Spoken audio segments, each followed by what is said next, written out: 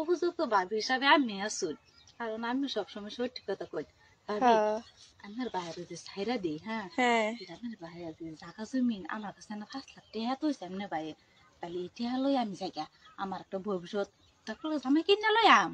হয় এটাই তো টিহা থাকলে জামের অভাব নাই এই ধরুন এখন এই জন্য কষ্ট করুন এই এনো করুন হেনো করুন আজকে আমি দেখালছি আরেকদিন যদি অন্য কেউ দেখালা বাদে কি করবেন। ঠিক কইছেন ভাবি, আমি আসলে সত্য কথাই কইছুন।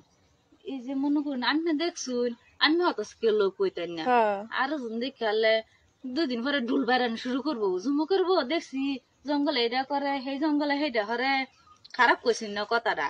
হ্যাঁ ওহন ভাবি তাহলে কবে এই কামটা করতাম কোনছে? অন বাইরের কি অবস্থা?